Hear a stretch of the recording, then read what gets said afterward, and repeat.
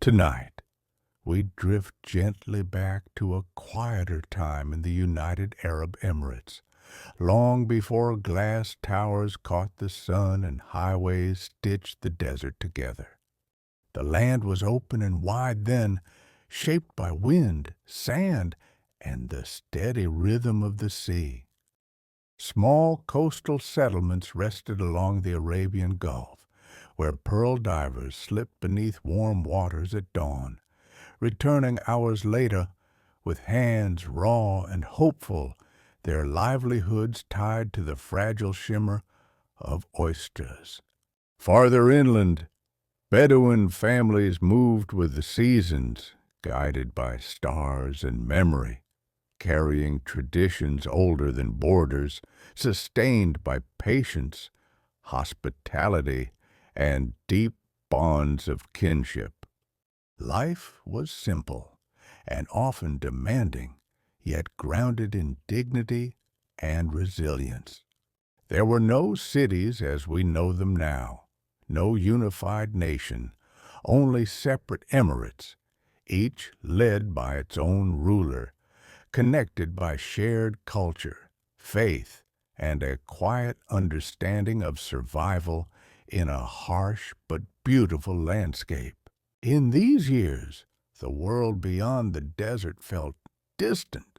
British protection brought a measure of stability along the coast, but daily life remained unchanged for most, shaped by heat, scarcity, and community, rather than ambition or expansion. And yet, beneath the stillness, something was slowly taking form. In Abu Dhabi, a leader emerged whose vision stretched far beyond the horizon. Sheikh Zayed bin Sultan Al Nahyan believed that the land's greatest wealth was not beneath the ground, but within its people.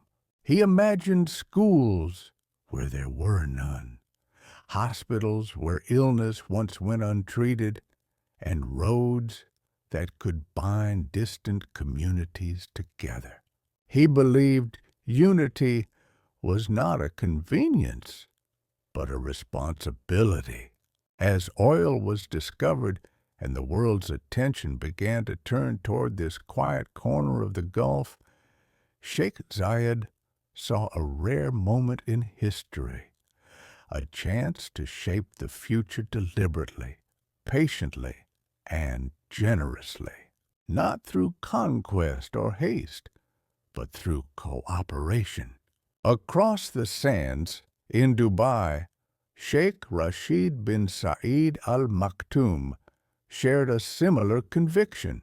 Trade, openness, and connection to the wider world would be the foundations of lasting prosperity. Where others saw limitations, these leaders saw possibility. When Britain announced its intention to withdraw from the region, uncertainty settled over the coast. But for Sheikh Zayed and his fellow rulers, uncertainty became an invitation to unite, to imagine something larger than individual emirates, to build together a nation rooted in tradition, guided by vision, and open to the future.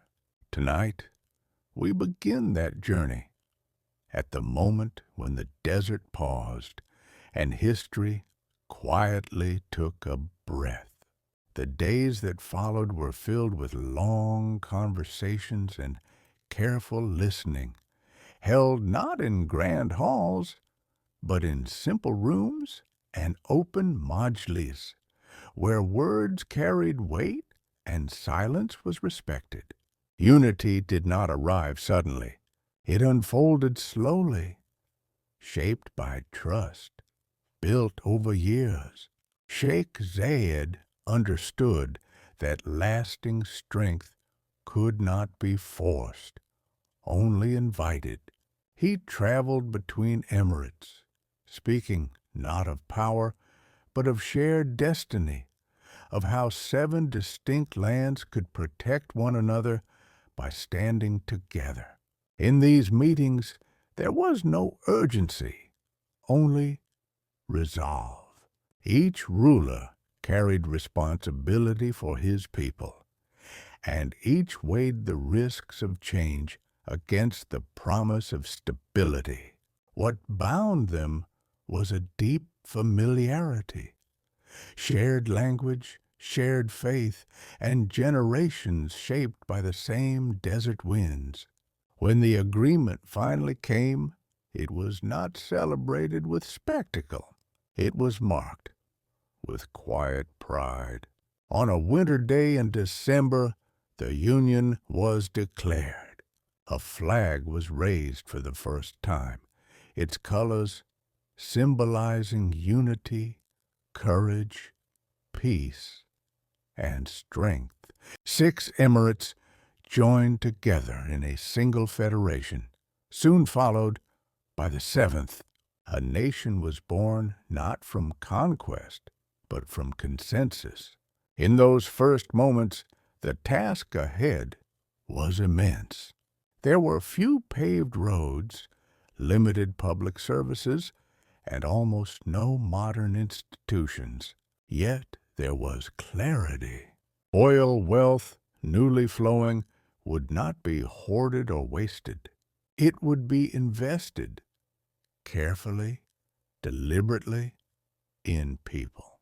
Schools appeared where children had once learned only through oral tradition. Hospitals replaced long journeys and home remedies. Homes grew sturdier, safer, cooler. Electricity arrived, then water, then connectivity. Progress did not erase tradition. It moved alongside it. Majlis gatherings continued open and informal, allowing citizens to speak directly to leadership. Decisions were discussed, not dictated. The Federation structure reflected this balance. Modern governance, shaped by ancient customs of consultation and respect. And through it all, Sheikh Zayed remained steady. He spoke often of patience, reminding his people that nations, like trees, grow strongest when roots are deep. He believed prosperity meant little unless it lifted everyone. As the years passed, a shared identity began to form, not replacing local pride, but expanding it. People spoke not only of Abu Dhabi or Dubai, Sharjah or Fujairah, but of something new, the United Arab Emirates, a name that carried both heritage and hope. As the Federation found its footing, each emirate began to express its own rhythm within the larger whole. Dubai, shaped by centuries of trade, leaned instinctively toward openness. Its creek, once crowded with wooden dhows, became a gateway to the world.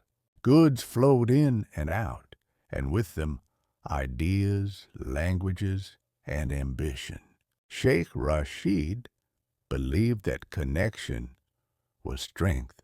He invested early in ports, airports, and infrastructure that welcomed others in.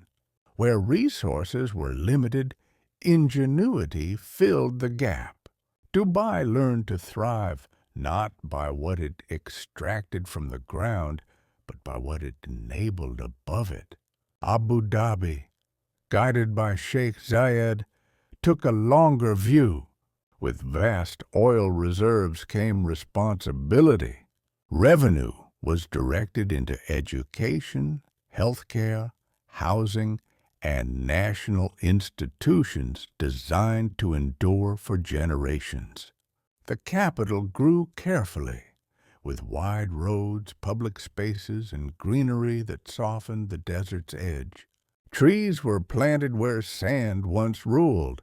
Parks replaced emptiness. It was an act of optimism, a belief that environment shapes the spirit of a people. Across the country, momentum built quietly. Universities welcomed the first wave of students.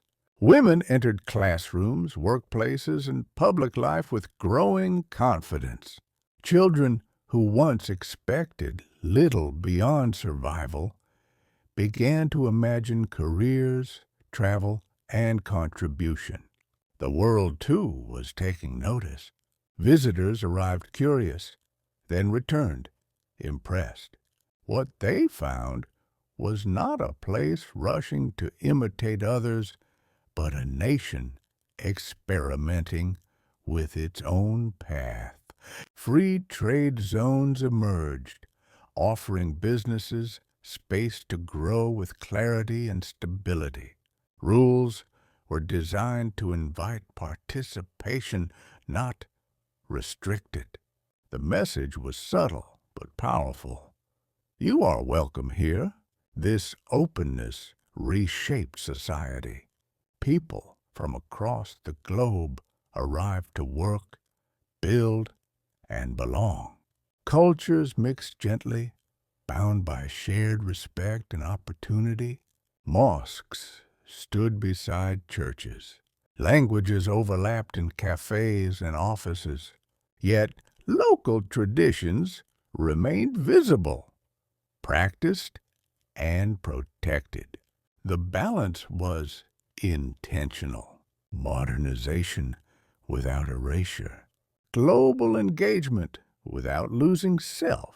As the decades unfolded, the desert nation no longer felt distant or peripheral. It felt connected, confident, ready for what came next. With confidence came imagination, and with imagination, a willingness to attempt what others might quietly dismiss. The desert, once seen as a limitation, became a canvas. In Dubai, the skyline began to rise slowly at first, then with growing certainty, each new structure reflecting an idea larger than its footprint. Buildings were no longer just places to work or live. They became statements of intent. The belief was simple. If a nation could imagine boldly, it could attract the world's attention, talent, and belief. This philosophy reached its most visible expression in a single vertical line, the Burj Khalifa.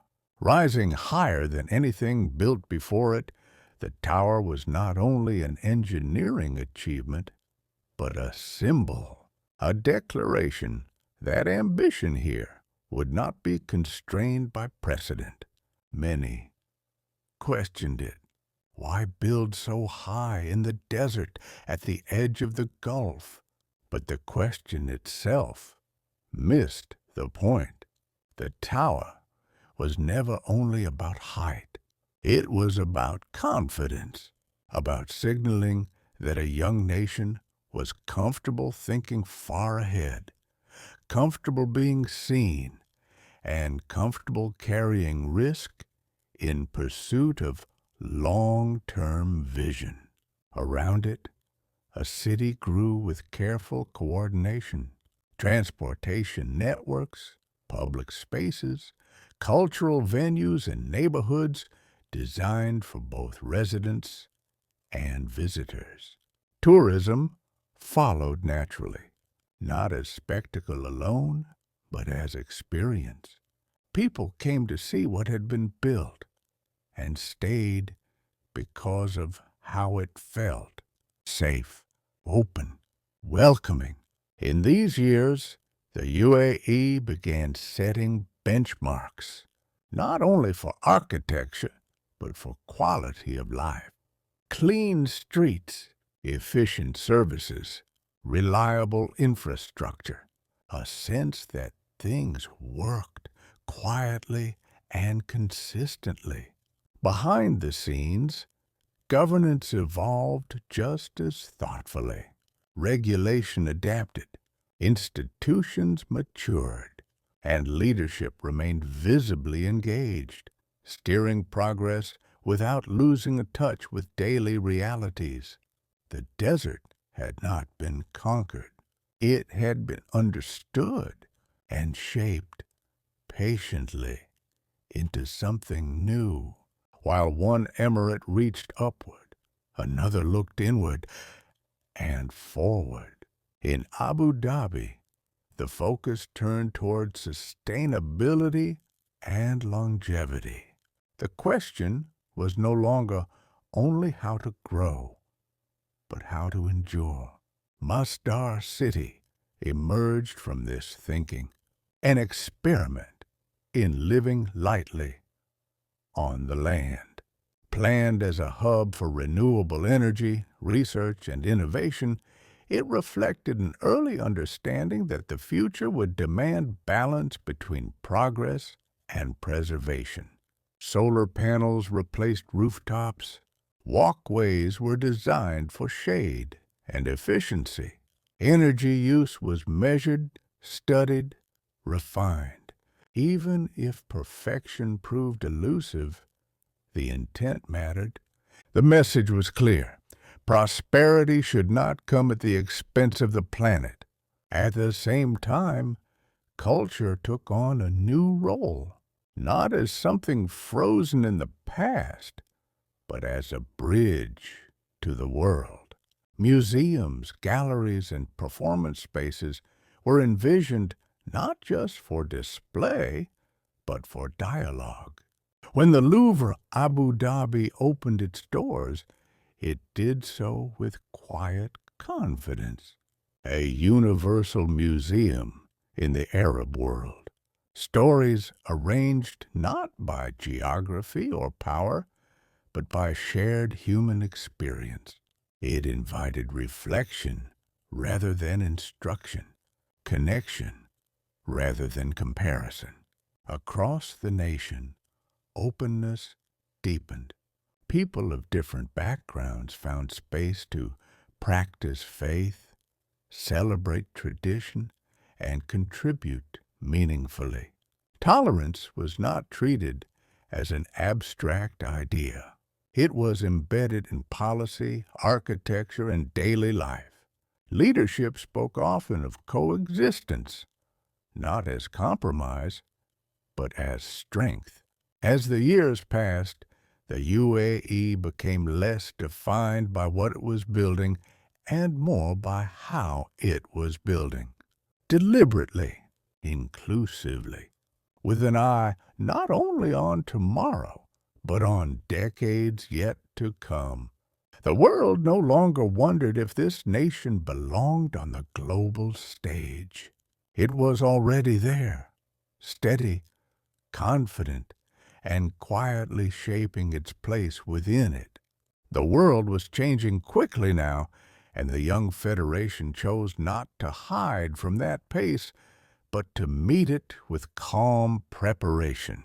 Dubai leaned into its oldest strength, trade, movement, and the gentle art of welcoming strangers with clarity and respect.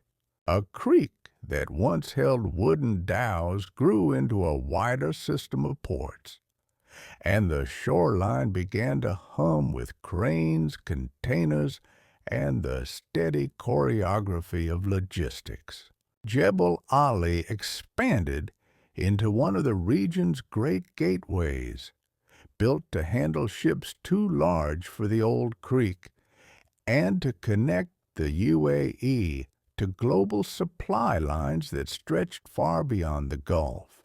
Beside the port came an idea that sounded simple, yet carried real power. Special zones where businesses could set up with predictable rules, practical incentives, and a clear invitation to participate. Free zones were not only about commerce, they were about trust.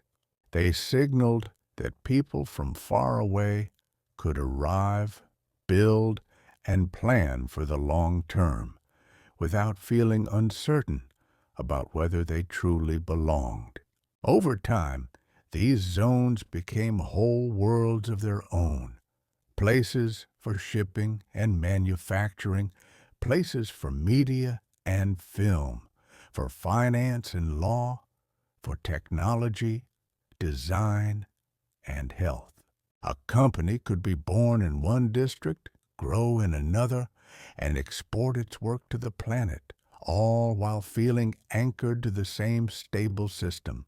A city that once relied on the sea breeze and the tide learned to rely on something else as well: reliability, a contract honored, a license granted quickly, a rule made clear, then kept consistent. Aviation followed the same instinct.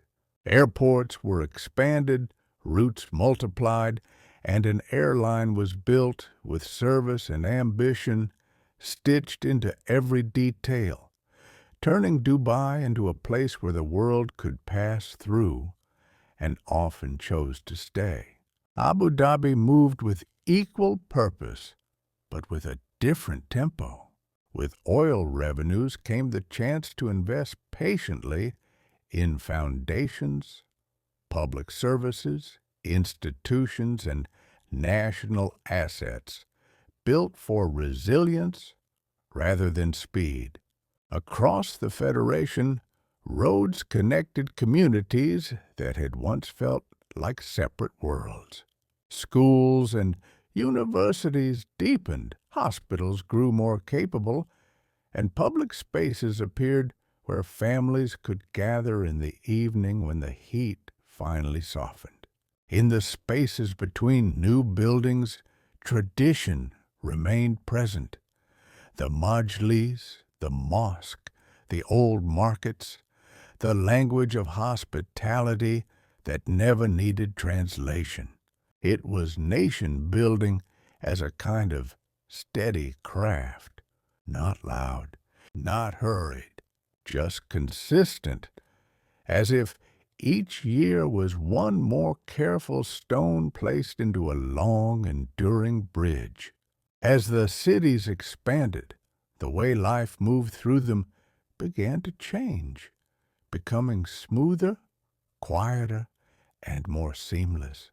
The UAE learned that modern comfort is often not a grand thing at all, but a collection of small reliabilities: the lights that always work, the roads that feel safe at night, the services that respond without fuss. In Dubai, new systems were designed to make daily life easier for residents and newcomers alike. Paperwork that once took days became something you could complete with a few taps, and government services began to feel less like doors you had to push open and more like pathways already cleared. Ambition took a modern form: efficiency. And efficiency became a kind of kindness. And when something did not work, it was adjusted, not ignored. Visas, permits, registrations, utilities, payments, all were gradually organized into clearer processes, so that people could spend more time building, creating, and living, and less time waiting. A city that welcomes the world needs more than beautiful buildings. It needs order that feels calm and predictable. Transport carried the same philosophy. Metro lines glided through Dubai with a soft electric steadiness, carrying commuters past neighborhoods of glass and stone, past old districts preserved like memory, past beaches where the sea still sounded the same as it had for pearl divers long ago. Road networks grew denser and more coordinated, linking homes to business districts, airports to ports, and the city to the wider federation in clean, continuous lines. Abu Dhabi, too, refined its public life. Roads grew wider, signage clearer, parks greener, and the shoreline of the Corniche became a gentle evening ritual for families, runners, and quiet walkers, watching the light fade over the water. Museums, libraries, and cultural spaces appeared with a sense of confidence, as if the nation was saying that progress should include thoughtfulness, not only speed. Across the Emirates, planning became more deliberate. New neighborhoods were designed with schools close by, clinics nearby, public spaces included from the beginning rather than added later. And because the UAE had become home to so many backgrounds, the social atmosphere was shaped with care, rules that encouraged respect, and a rhythm of life that stayed calm even as the country moved quickly.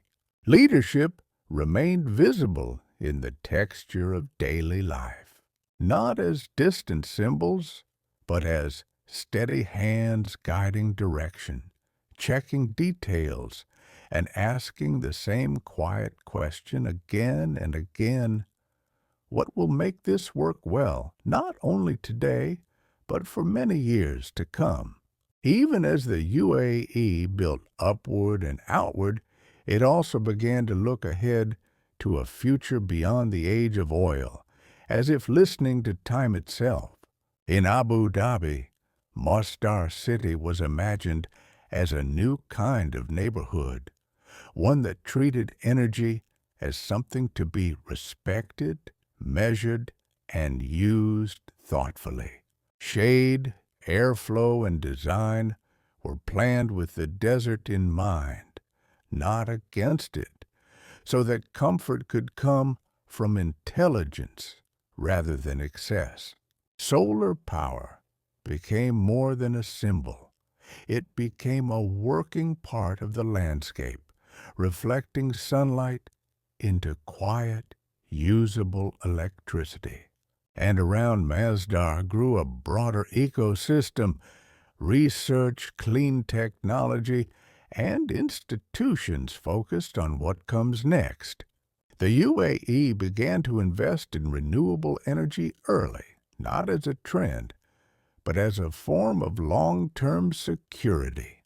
It supported new companies and partnerships dedicated to clean power, and it welcomed global expertise, treating sustainability as a serious field of work rather than a distant ideal. In time, Abu Dhabi became home to international energy dialogue as well, hosting organizations and gatherings where the future of power could be discussed calmly, with practicality and patience.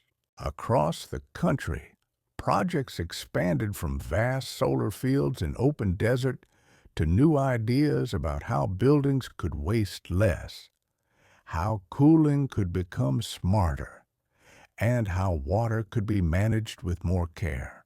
Sustainability here was not framed as sacrifice. It was framed as capability, a way to keep growing without losing balance. At the same time, energy strategy remained pragmatic. The UAE continued to play a major role in global energy markets, while also building new sources of power at home and treating transition as a steady journey rather than a sudden switch. Even nuclear energy entered the picture, not as drama, but as another carefully planned component of a broader mix designed to provide reliable electricity with lower emissions. And as the world's climate conversation became louder, the UAE chose to participate with visible seriousness, hosting major international meetings and placing sustainability into the center of long-term national planning. Diversification followed naturally. Finance, logistics, tourism, advanced industry, and technology became pillars that could carry the economy alongside energy. In many ways, this long-view thinking felt deeply connected to the founding mindset. Sheikh Zayed had spoken as if he were planting for people he would never meet, and the country kept that habit, building, saving, and planning beyond a single generation. In a world that often moves in short bursts, the UAE chose a steadier rhythm, one where the future is not a surprise. It is something you quietly prepare for, step by step, under the same wide desert sky. With stability came space for something softer, a devotion to culture, beauty, and the shared human story. The UAE began to treat culture not as decoration, but as part of infrastructure, something that quietly strengthens identity, confidence, and connection. On Saadiyat Island, Abu Dhabi shaped a cultural shoreline where museums would stand beside the sea and invite the world to slow down. When the Louvre Abu Dhabi opened, it did not feel like a trophy placed on display. It felt like a doorway, a place where civilizations could be seen side by side, not as rivals, but as neighbors in the long timeline of human creativity. Visitors moved beneath a great dome that scattered light like gentle rain, and inside they found art arranged to highlight connection, common themes, shared questions, the repeating human desire to make meaning. In the same spirit, other cultural institutions grew across the Federation. Galleries, festivals, heritage villages, book fairs, and performance spaces where tradition and modern creativity could meet without tension. Education partnerships deepened as well. Universities, research centers, and libraries expanded, offering young people pathways into science, engineering, business, medicine, and the arts, while still keeping Arabic language and local heritage close to the center. Then came moments of global gathering. Dubai hosted a World Expo, welcoming countries from every corner of the planet into a single, carefully designed space where architecture, food, music, and innovation met without friction. For months, the city became a calm festival of ideas, a reminder that cooperation can be practical, not only idealistic, and that curiosity can be a form of peace. Beneath these visible projects was an even deeper theme: tolerance as a daily practice. The UAE made room for many faiths and many habits of life, and shaped public order so that diversity could feel steady rather than chaotic. Churches and temples stood alongside mosques, and the social tone encouraged respect, modesty, and coexistence, even in a fast-moving international environment. In Abu Dhabi, a new interfaith landmark gathered this idea into a single place, a gentle architectural reminder that different traditions can share one horizon. These choices were not separate from nation building. They were part of it. They signaled that the UAE was not only a place to work and trade, but also a place to reflect, to learn, to exchange, and to feel safe while doing so.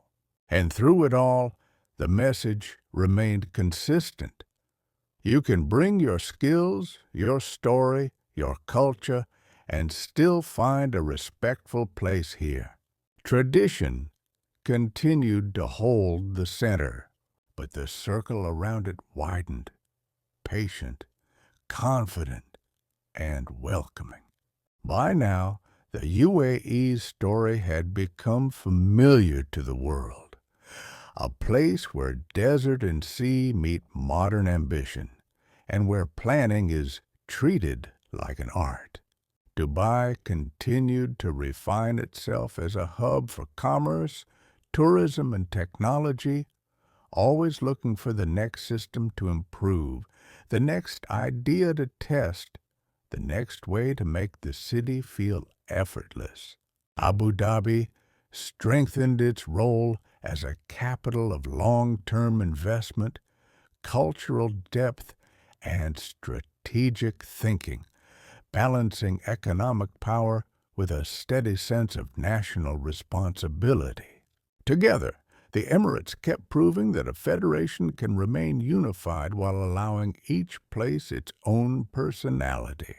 Leadership passed from the founding generation to their successors, and the tone of governance stayed recognizable, optimistic, practical, and oriented toward the future. In Dubai, Sheikh Mohammed bin Rashid Al Maktoum carried forward the spirit of speed and openness that began with Sheikh Rashid, shaping the city into a place that rewards initiative and welcomes global talent.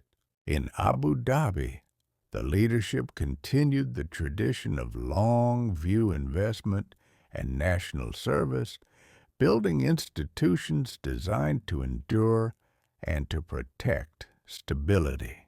New priorities took shape: innovation, advanced industry, space exploration, artificial intelligence, and a deeper commitment to sustainable growth. A probe was sent toward Mars, and the achievement felt like a quiet signal that ambition here had matured into capability. Government services became more digital and more seamless, as if the country were gently removing friction from everyday life. The economy continued to diversify, drawing strength from logistics, aviation, finance, clean energy, culture, and entrepreneurship, so that opportunity could come from many directions at once. Yet the underlying values did not change. Hospitality still mattered. Safety still mattered. Coexistence still mattered. You could feel it in small moments. A city street that stays calm late at night. A public service that works without confusion. A community where many languages share the same air without strain. And you could feel it in familiar rituals. The call to prayer moving softly over rooftops, families gathering in the evening, sharing food, stories, and the steady warmth of belonging. Visitors arriving with curiosity and leaving with a sense that the country is not only ambitious, but organized, considerate, and invested in shared life. Beneath all the newness, the oldest rhythms remain: the sea, the wind, the desert silence. They hold the background steady, as if reminding the nation of where it began and how far it has traveled without losing its balance. Tonight, we keep drifting forward, letting the lights of this modern federation glow softly in the distance. calm, and enduring. Tonight, we linger in the early shape of the Federation, when unity was still new enough to feel like a fresh stitch in cloth. 7 places, each with its own shoreline and desert edge, learned to breathe as one without losing the pride of local identity. The structure was simple in spirit, even if complex in practice, a council of rulers meeting together to agree on the nation's direction. It was governance built around balance, where the federal center carried common responsibilities, and each emirate kept its own rhythm and priorities. A constitution offered a shared framework, a set of principles meant to protect unity while respecting difference. Ministries began to form, courts and regulations found their shape, and a national voice emerged for diplomacy, security, and public service.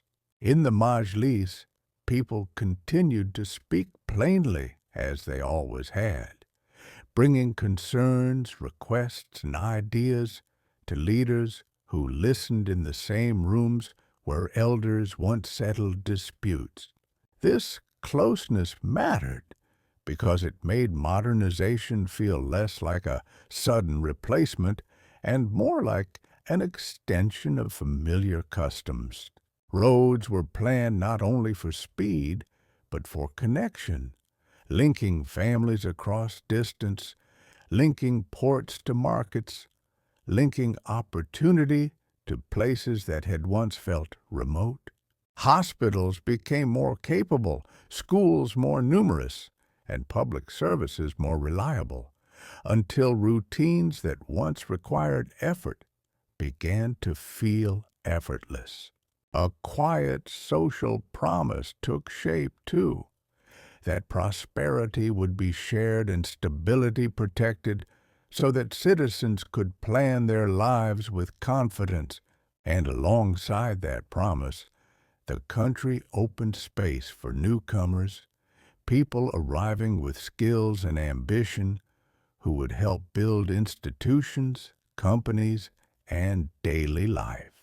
Different languages began to mingle in offices and shop fronts, yet the tone stayed respectful, guided by clear rules and a deep local culture of hospitality. The UAE's rise was not only a matter of buildings and budgets, but of trust, the sense that systems would be consistent, disputes handled calmly, and the future treated with seriousness. Over time, this trust became one of the country's most valuable resources, invisible yet steady, like an anchor beneath calm water. Tonight, we let that steadiness settle in, the feeling of a young nation learning how to last by choosing cooperation again and again. Behind the scenes, practical foundations were laid, a shared currency for everyday life, and an expanding network of utilities that carried clean water and power across the sand. Desalination plants and power stations worked quietly at the edge of the sea, turning salt water into something drinkable and making growth possible without strain. These were not glamorous achievements, but they were the kind that make a country feel safe and allow families to plan without fear. As the Federation matured, a new kind of architecture appeared, not made of concrete or steel, but of policy and permission.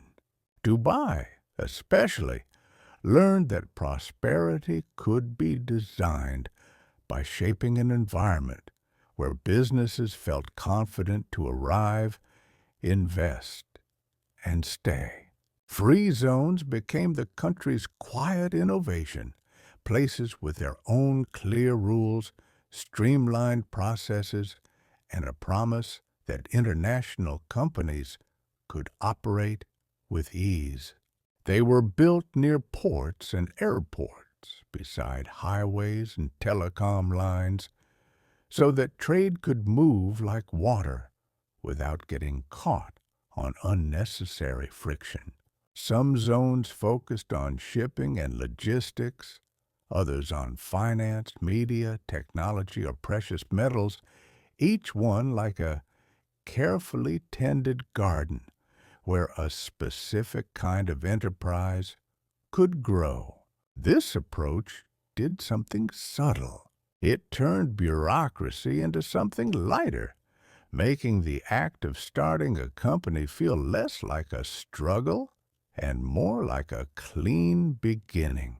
It also sent a signal to the world that the UAE valued partnership and understood that talent comes from many places, carrying many passports.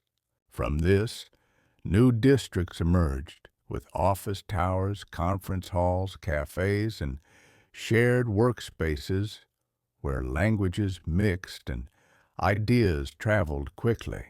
You could feel the energy of global ambition in these places, but it was held within an orderly frame, guided by regulation that aimed to be consistent. In time, financial centers developed with their own courts and commercial frameworks designed to support complex transactions with clarity and confidence. And beyond business, these zones shaped culture. They pulled artists, engineers, lawyers, designers, and builders into the same orbit, people who might never have met otherwise, now sharing neighborhoods and routines.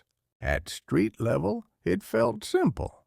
A coffee shop open late, a safe walk home, a metro ride that connects you to opportunity. But beneath the surface, it was a strategy of national building, using openness as an economic tool and stability as an invitation.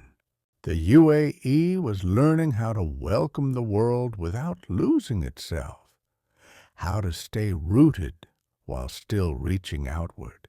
And as each new free zone took shape, it quietly reinforced a larger message that the future here was something you could plan for and trust. For Dubai, this model helped turn a small trading city into a global platform, where goods, capital, and services could circulate in many directions at once. For Abu Dhabi, similar districts supported finance and investment, aligning with a longer view strategy of building institutions that could outlast any one cycle of commodity prices. The result was diversification that felt deliberate, not reactive, a broadening of the economy into logistics, tourism, aviation, technology, and professional services, all supported by predictable governance. With time, the UAE began to treat wealth not as a sudden gift, but as a responsibility that needed careful stewardship. Oil revenues had arrived quickly, but the leadership understood that resource wealth can be fleeting unless it is converted into lasting value. So the country built financial institutions designed for patience, investing beyond the horizon, spreading risk, and saving for generations not yet born. Sovereign investment became one of the UAE's quiet strengths, a way to transform energy income into diversified holdings across industries and continents. It was, in a sense, another kind of infrastructure, invisible to the eye, yet supportive of stability at home. This long-term approach shaped national planning. Budgets were paired with strategy, development with resilience, and growth with an instinct to avoid fragility. In Abu Dhabi, the capital's role as a financial anchor grew steadily, supporting national priorities and strengthening the Federation's ability to act decisively when needed. In Dubai, commercial dynamism continued to expand with finance and real estate, tourism and logistics all feeding into a broader ecosystem of opportunity. Together, the Emirates built an economy with multiple engines so that a slowdown in one area did not stop the whole country's momentum. There was also a social dimension to this stewardship. Citizens benefited from strong public services, infrastructure, and support systems designed to provide security, dignity, and opportunity. Residents from abroad, too, found a place where careers could grow, where savings could be built, where families could settle into routines that felt safe and hopeful. The UAE's financial story is often told in large numbers, but its deeper meaning is simpler. It is the idea that prosperity should be managed, not consumed. That wealth should be converted into education, healthcare, safety, and the kind of national confidence that allows society to stay calm, even when the world feels uncertain. And so, year by year, the country continued to widen its foundation, placing stability beneath ambition, like strong stones beneath a bridge. Tonight, we feel that foundation underfoot, steady and intentional, supporting the glow of modern life above it. Sheikh Zayed's generosity also reached beyond borders, with humanitarian support that reflected a belief that stability grows when others can thrive. It reinforced a reputation for calm, constructive engagement with the wider world. At home, planning helped turn rapid growth into something more sustainable, funding long-lived assets and supporting innovation. In this way, money became more than profit. It became a tool for continuity, protecting the nation's future, one careful decision at a time.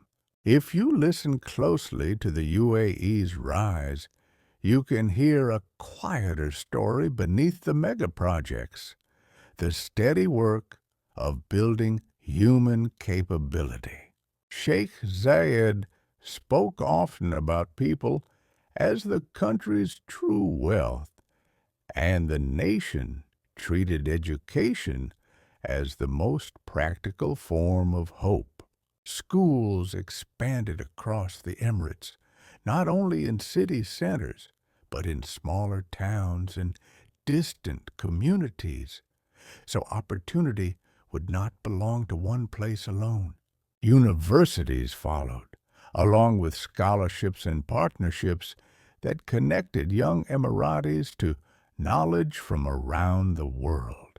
Hospitals grew more advanced, clinics more accessible, and public health systems more organized, until care that once required travel and uncertainty became something close and dependable.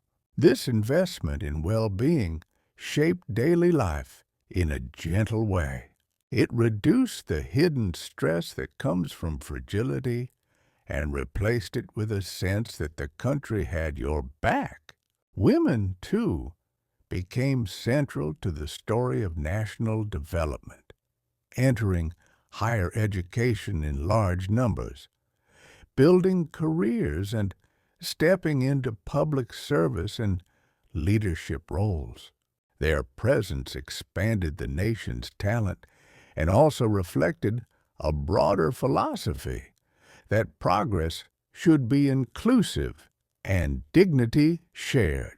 Across workplaces and institutions, you could see a blend of tradition and modern professionalism, people honoring cultural values while operating at global standards. There was also an emphasis on the texture of family life, housing, community spaces, and safety, the everyday scaffolding that makes a society feel calm. Parks and promenades created room to breathe. Mosques and heritage spaces kept identity close, and civic services aimed to make the city feel navigable and orderly. For residents from abroad, these systems mattered as well. A diverse population can only thrive when routines are stable, when services work, and when public life feels respectful and predictable. Over time, the UAE became known for a kind of quiet reliability where people could focus on building a career, raising a family, or starting a business without constant friction. In the end, these human investments were the real foundation beneath the skyline, the reason the nation's ambition could hold its shape. Tonight, we rest for a moment on that foundation, steady as a well-made road, carrying us forward without strain.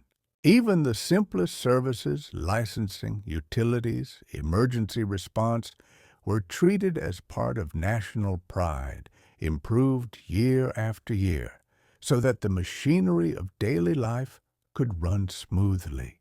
And because the country welcomed so many cultures, it leaned into a social norm of courtesy and moderation, encouraging coexistence not through loud slogans, but through steady expectations in public life. As the UAE grew more connected, it began to feel less like a destination you discover and more like a crossroads you naturally pass through. Airports expanded into bright, efficient gateways where long-haul flights landed softly and connections unfolded with careful order.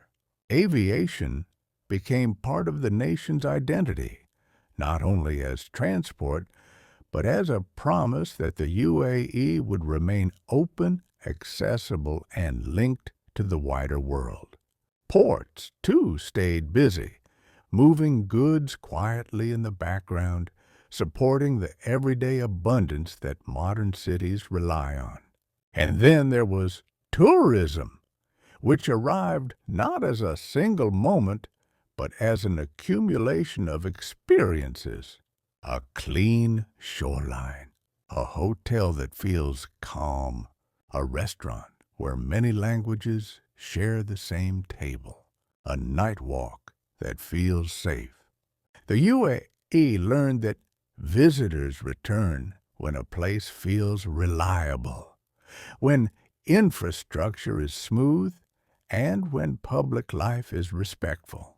The country invested in these details with the same seriousness it gave to towers and highways.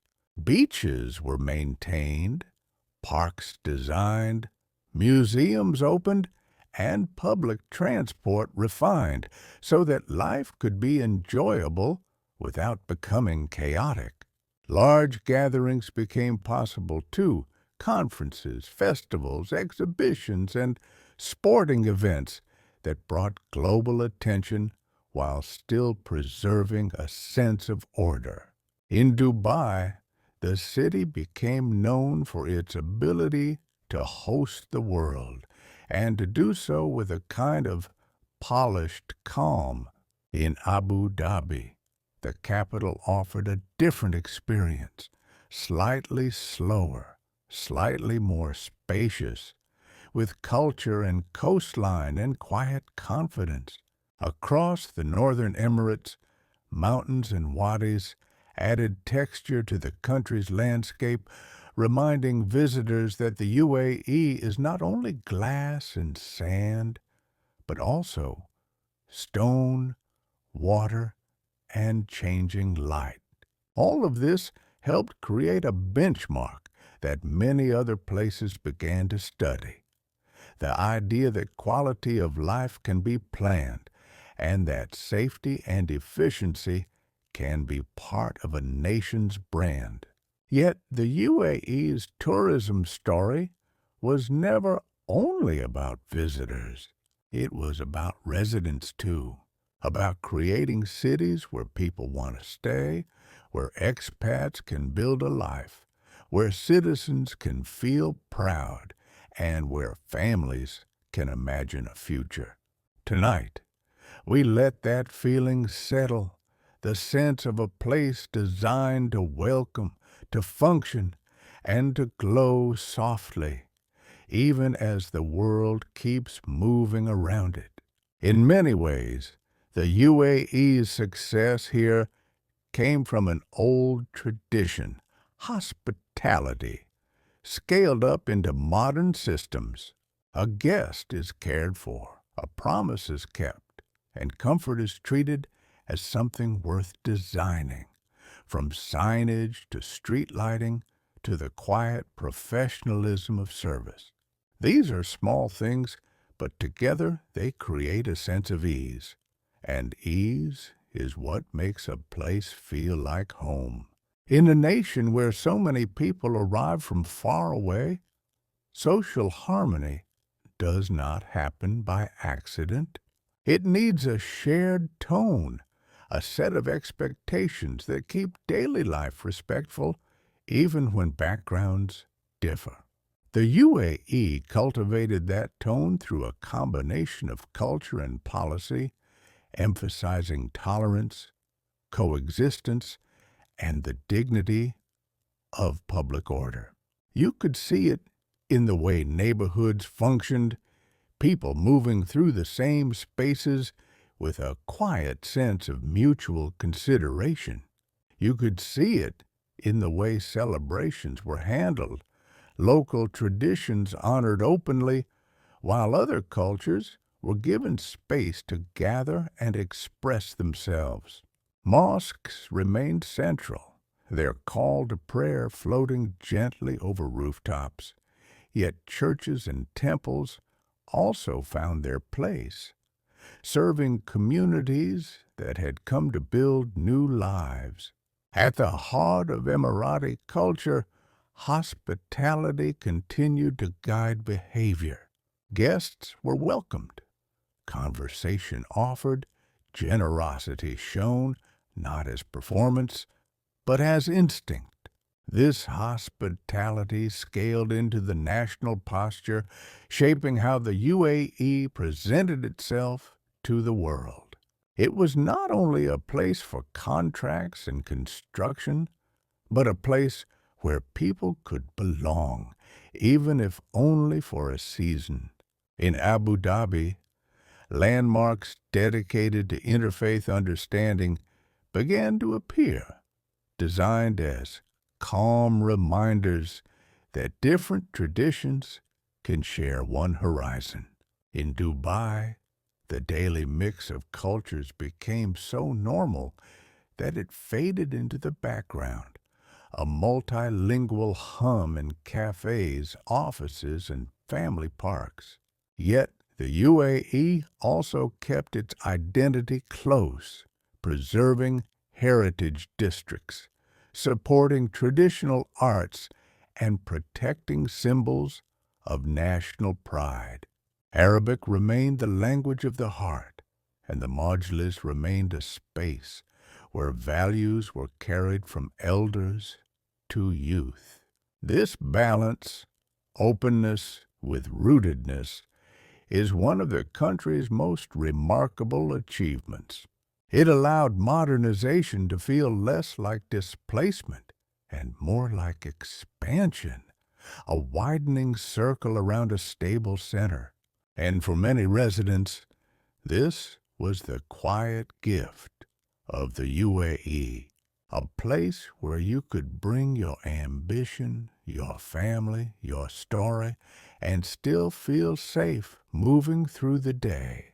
Tonight, we rest in that atmosphere, the gentle feeling of coexistence, like a soft lamp in a room shared by many, steady, warm, and calm. Over the years, the UAE also chose to speak about tolerance openly, hosting dialogues and visits that signaled a commitment to peaceful coexistence.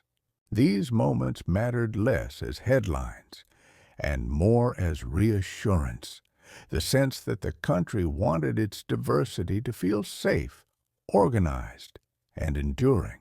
In a fast world, it offered a slower social contract, one that asked for respect and gave back stability. When you look at the UAE's skyline at night, it can be easy to forget the hidden systems that keep the lights steady. Energy is part of the nation's story from the beginning, first as oil, then as a broader, more diversified mix designed for the long term. The leadership understood that relying on a single resource creates vulnerability. So the country began building new sources of power while the old ones still provided strength. Renewable energy became a serious pillar of that plan. Large solar projects appeared in the desert where the sun is abundant and the land is wide, turning heat and light into quiet electricity. Masdar's work in Abu Dhabi added another layer, supporting clean technology, research, and partnerships that treated sustainability as a practical industry. This early belief in renewables was not framed as a distant dream. It was framed as preparation, a way to keep growing while managing risk. At the same time, the UAE approached transition with realism. Traditional energy continued to fund development, and national companies modernized operations and expanded globally, while the country invested in what comes next. Even nuclear energy entered the mix as a stable source of power, planned with the same careful attention to reliability and future need. Across cities, sustainability also became a matter of design.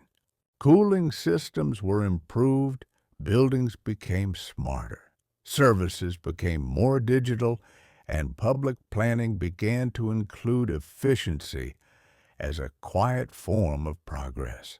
It was not about making life harder. It was about making growth cleaner and more resilient. On the international stage, the UAE leaned into dialogue, hosting major gatherings about climate and energy, positioning itself as a place where a transition could be discussed with both ambition and practicality. This role fit the country's wider identity, a bridge between worlds, between old energy and new, between emerging ideas and operational discipline. And perhaps that is the simplest way to understand the UAE's approach. It rarely chooses extremes. Instead, it chooses balance, multiple paths at once, and steady movement forward. Tonight, we feel that balance as a kind of calm, the sense that the country is not only building for the present, but shaping an energy future that can last. Water, too, became part of the sustainability story, with desalination and careful management supporting growing cities in a dry climate. Mangroves and protected areas were preserved and expanded, reflecting an understanding that development is strongest when it also cares for nature. In this way, the UAE's modern identity kept one hand on innovation and the other on stewardship, holding both with quiet intention. The UAE's modern confidence is also written in its relationship with technology, the way it treats innovation as something to be organized, not merely admired. Digital government became a theme, services shifting online, transactions becoming faster, and daily tasks turning smoother for citizens and residents alike. This was modernization with a practical goal, reducing friction so that people could focus on building, learning, and living. Cities adopted the language of smart, not as marketing, but as a method. Transport systems were integrated, payments simplified, and public services designed to feel consistent across departments. In Dubai, the idea of a paperless government took shape, turning permits, invoices, and forms into secure digital flows that moved quietly in the background. In Abu Dhabi, innovation districts and research partnerships strengthened, supporting advanced industries and the patient work of capability building. Then the UAE began to look upward. Space exploration, once a distant dream, became a national project, a way to inspire youth and signal that ambition here had matured into expertise. A mission to Mars captured public imagination, not with drama, but with pride and calm focus, reminding the world that a young nation can step into complex science when it invests steadily in education and planning. Artificial intelligence, too, became part of the conversation, approached as a tool for efficiency, strategy, and competitiveness, rather than as a mystery. Across the economy, technology supported diversification, fintech and logistics, clean energy and healthcare, media and creative industries, each sector strengthened by digital infrastructure. Yet even here, the deeper story remained human. Innovation mattered because it could improve life, create opportunity, and prepare the nation for a future that moves quickly. The UAE's style is not to wait for change to arrive. It is to anticipate, test, adjust, and then build with confidence. Tonight, we rest in that mindset, the calm certainty of a country that treats the future as something you can shape, gently and deliberately, with patient hands. Free zones and innovation hubs supported startups as well as multinationals, giving entrepreneurs clear pathways to launch, hire, and scale. Incubators, accelerators, and research institutes created a sense that ideas could take root here, even if they began small and uncertain. And because the nation values stability, new technologies were paired with regulation and oversight, so progress could remain orderly and trusted. In this way, modern systems stayed aligned with the oldest national goal, to keep society calm, safe, and forward-looking, without losing its balance. When you step back from the details, the UAE's story begins to look like a single, continuous act of coordination. Different emirates, different histories, different strength, learning to move as one without demanding sameness. That federal design became a kind of national personality, cooperative, pragmatic, and quietly ambitious. Sheikh Zayed's legacy sits at the center of that personality. His belief in unity, generosity, and long-term care shaped the tone of the Federation, and his habit of listening kept leadership close to ordinary life. His counterpart in Dubai, Sheikh Rashid, gave the Union another essential element, a confidence in trade, openness, and the practical power of connecting to the world.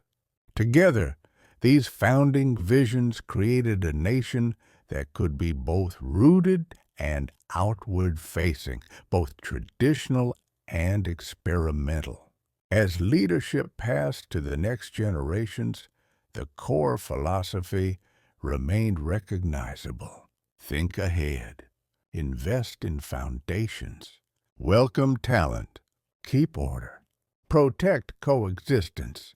Build institutions that last. This continuity is part of what makes the UAE feel steady, even as it changes quickly. It is also part of what makes the country feel optimistic. The UAE does not present itself as finished. It presents itself as becoming, always improving, always refining, always learning from what has been built. National celebrations, especially the day the Federation was declared, carry this feeling of gratitude and pride, a reminder that unity was a choice, made deliberately and renewed in spirit each year. For citizens, that choice created security and opportunity. For residents from abroad, it created a place where careers and families could take root, where diversity could feel normal, and where the future could be planned with confidence. The UAE's rise is often described through skyscrapers and islands, museums and solar fields, but its deeper achievement is harmony. Harmony between emirates. Harmony between tradition and modern life. Harmony between local identity and global openness. Tonight, as we drift through these themes, we can sense the country's character: calm, capable, welcoming, and oriented toward the long view, as if it is always listening for what the next decades will require. And in that long view, there is a gentle reassurance that vision, when paired with patience, can become a home for millions. You can feel this reassurance in simple scenes: children in school uniforms, families on evening walks, workers heading home on clean metro platforms, and quiet majlis gatherings where elders still tell the old stories. The modern nation hums around these moments, yet they remain the heart of it, steady, human, and quietly proud. Now, as our journey nears its gentle end, we return to the sensations that began it: the desert air cooling after sunset, and the sea reflecting small points of light. Somewhere beyond the highways and skylines, dunes still stretch quietly, shaped by the same wind that guided Bedouin travelers long ago. Along the coast, the water still moves with its old rhythm, as if remembering the days of pearl divers slipping beneath the surface before dawn.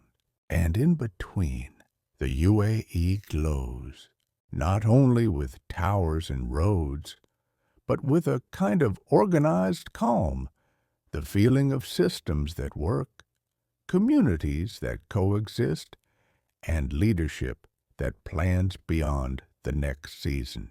You can imagine Sheikh Zayed in those early years speaking of unity as a responsibility, of wealth as something to be used for people, and of the future as a garden that must be planted patiently. You can imagine the other rulers beside him, each bringing their own wisdom, agreeing that a federation would be safer, stronger, and more hopeful than isolation. From that agreement came roads and schools, ports and airports, free zones and financial centers, parks and clinics, museums and solar fields. From that agreement came a home for citizens and a welcoming place for residents from every corner of the world. It is easy to admire the visible symbols, the soaring heights, the engineered coastlines, the quiet grandeur of cultural spaces, and the bold experiments in sustainability. But the most enduring achievement may be the tone, a tone of openness, balanced with respect, a tone of ambition, balanced with order, a tone of generosity balanced with long-term care. And somewhere in the background, the work continues. New energy projects, new research, new schools, new ideas being tested, then refined. The future is treated not as a sudden leap, but as steady preparation, a long walk taken with patience and confidence. If you have ever lived here, even briefly, you might remember small moments. A kind greeting in an elevator, the hush of a mosque courtyard, the clean brightness of an early morning road, the way the city feels safe even late at night. These moments are part of the national building too, because they are what people carry with them and what they return for. Tonight, you do not need to memorize any detail. You do not need to hold the dates or the names tightly. Just let the story settle like warm sand after a breeze. A nation that began as separate shores and scattered oases, choosing unity. A nation that used sudden wealth to build lasting foundations. A nation that welcomed the world while keeping its traditions close. And now, as the lights soften and the mind grows quieter, we let the UAE's journey fade into stillness, like the last shimmer of the Gulf under moonlight. Good night.